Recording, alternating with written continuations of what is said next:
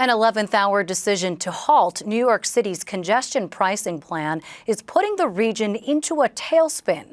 Governor Murphy and others on this side of the river cheered the call made by New York Governor Kathy Hochul, while environmental and transportation groups called it a slap in the face.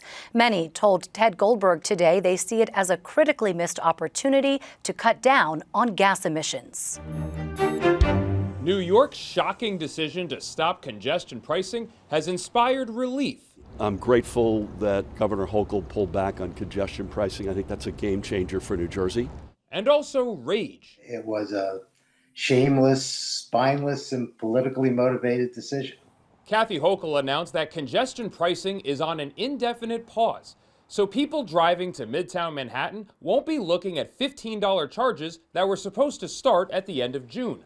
Hochul said there would be too many unintended consequences for New York's families, their budgets, and the city's economic recovery. Given these financial pressures, I cannot add another burden to working and middle-class New Yorkers or create another obstacle to our continued recovery. That argument doesn't really pass the sniff test for me personally. Some advocates for transportation think politics played a bigger role than economics.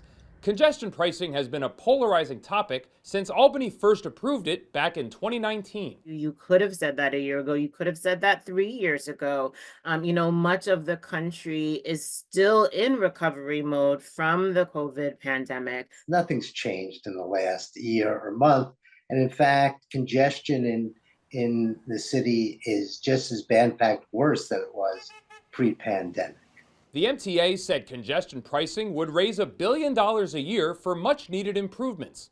Others argued it would merely divert traffic to the George Washington Bridge, far enough north to avoid the tax. Now we're not going to face that additional traffic. The 400,000 cars that come across the bridge, that was going to increase and create safety hazards, additional pollution, environmental issues. So we're not going to see that. That would have put an enormous burden on our commuters, and it would not have eliminated pollution. It would have displaced it from Manhattan into Hudson and Bergen counties. The GWB is in the district represented by Congressman Josh Gottheimer. He says New York appears to have done right by hardworking Jersey families. The congestion tax would have caused more traffic and cancer-causing pollution for families in northern Jersey. But advocates worry how the MTA can make necessary repairs without that billion-dollar windfall each year.